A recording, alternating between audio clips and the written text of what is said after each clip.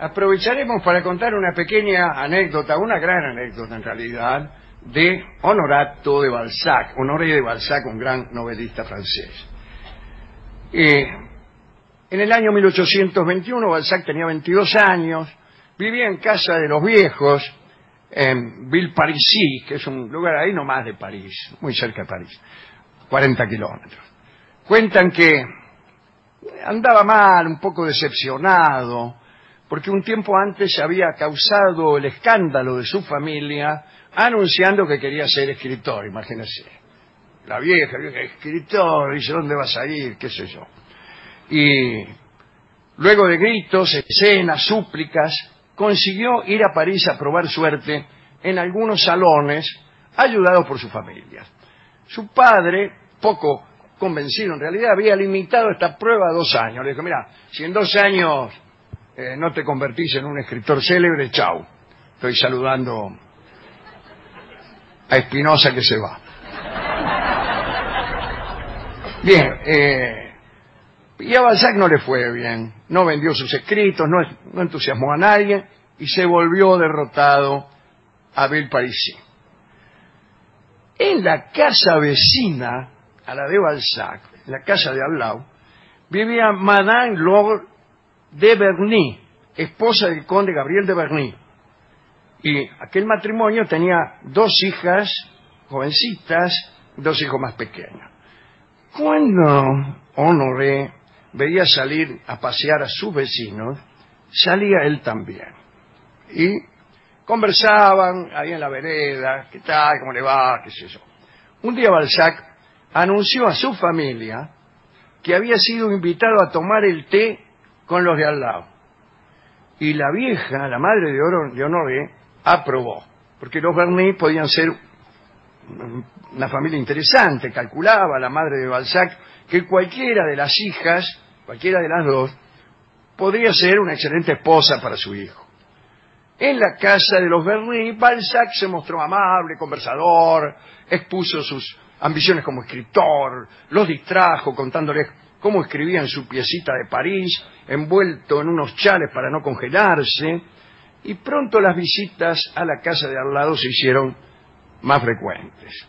La madre de Balzac, que se llamaba Anne-Charlotte Salambier, estaba loca de contenta porque pensaba que se venía un buen casamiento para su hijo. Pero no, porque Balzac se enamoró de la vieja, se enamoró de Laurita de Berny, la mamá de las vecinas. Y ella se enamoró de Balzac. Laure tenía 45 años. Una tarde, en un momento en el que se encontraron solos, Balzac la besó. Y se declaró. Le dijo, mire señora, que es su hija ni su hija. Le pidió que se fuera con él redondamente. Y Laure le pidió que fuera razonable.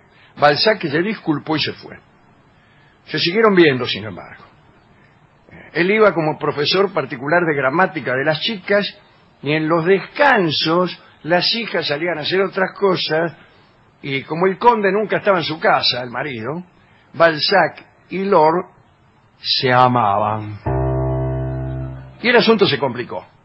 Balzac, para mantener aquel estado de cosas, escribía versos para la mayor de las hijas, que también se llamaba Laura, cosa que no hizo más que confundir a todos, imagínense. La madre de Balzac seguía encantada. Ya imaginaba la boda y calculaba la dote que podría aportar aquella señorita.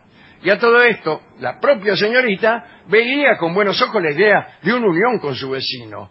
Para ella las presentaciones de las respectivas familias no tardarían mucho más. Detrás de toda esta pantomima, Balzac y la vieja hacían cualquier cosa. Cuando el conde viajaba por las noches y cuando la familia dormía, Balzac se deslizaba en la casa de su amante, que dejaba la puerta abierta, y luego regresaba antes del alba. Además de amarse, hablaban mucho de literatura. Laure de Berny era de familia de alcurnia, hija de músicos protegidos por los reyes, se había salvado raspando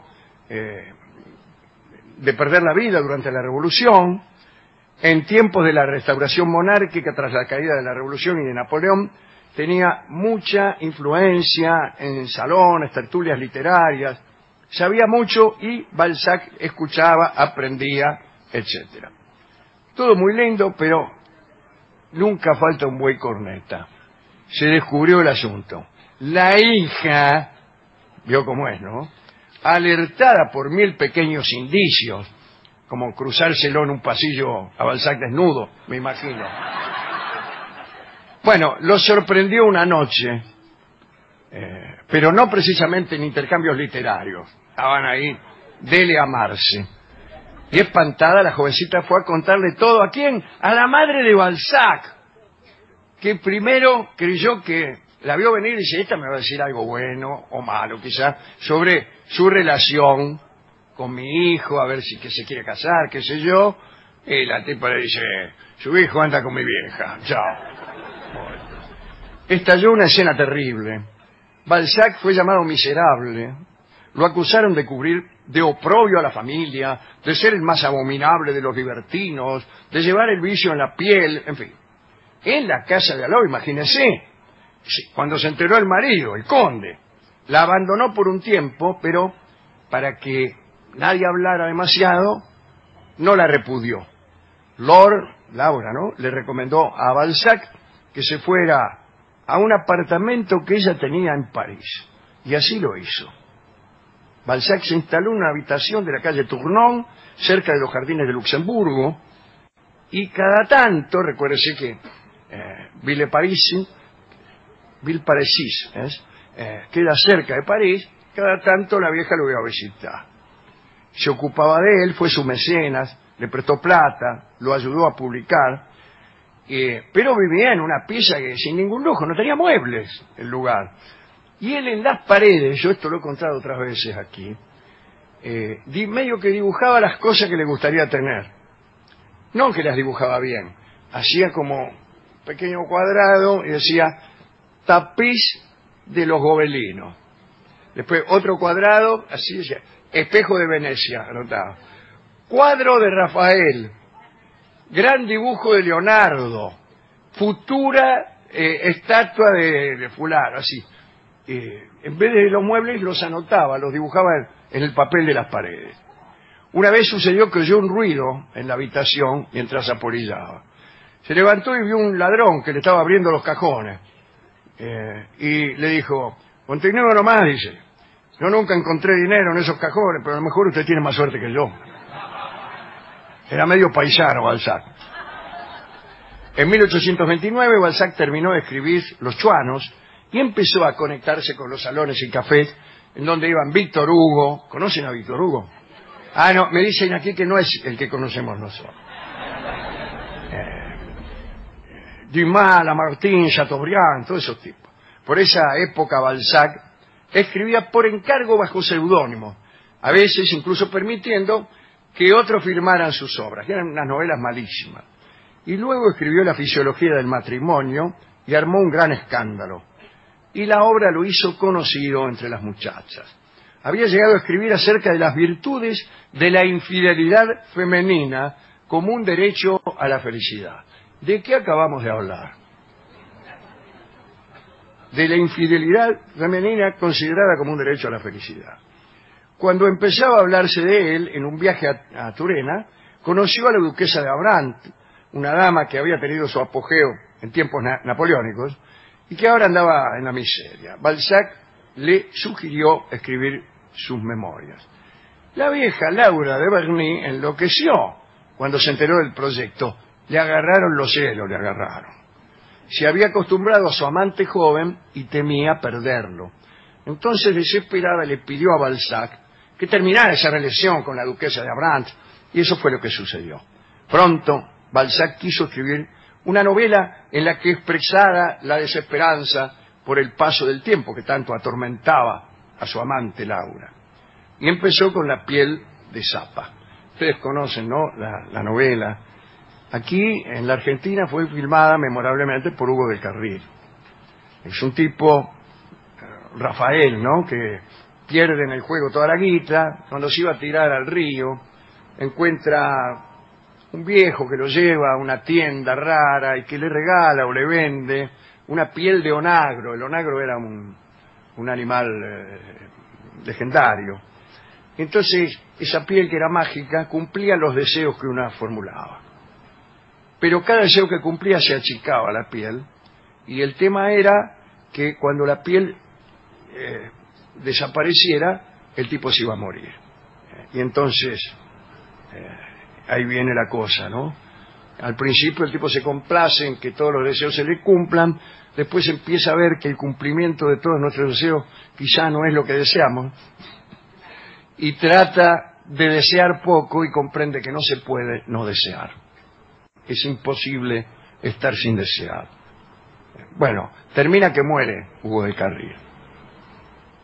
La piel de Zapa lo hizo muy famoso, fue parte de la Comedia Humana. La Comedia Humana es un proyecto monstruoso de Balzac, que se había propuesto escribir 137 novelas interconectadas que retrataran la sociedad francesa en el periodo que abarcaba desde la caída del Imperio Napoleónico hasta la monarquía de Julio, ¿no? Más o menos de 1815 a 1830.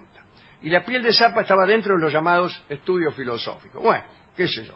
Trabajaba de noche, Balzac, no podía escribir sentado, tomaba litros de café, y la fiel Laura, la vieja Laura, copiaba, lo aconsejaba, era su primera lectora. Bueno, también eran amigos de George Sand, ¿se acuerda? Aquella tipa que se disfrazaba de hombre y que era en realidad la mujer de Chopin. Balzac se volvió un autor famoso y empezó a recibir propuestas literarias y amorosas.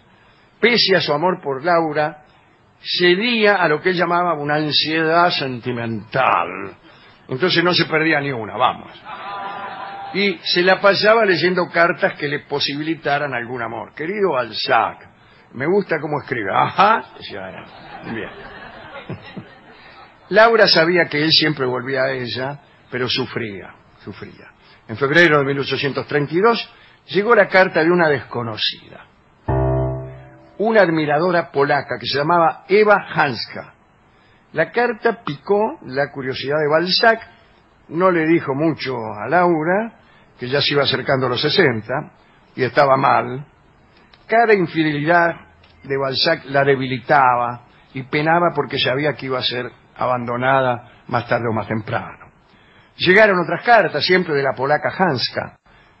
Laura lo veía a Balzac abalanzarse sobre los papeles y leerlos con pasión, y adivinó que estaba empezando un nuevo amor, Balzac.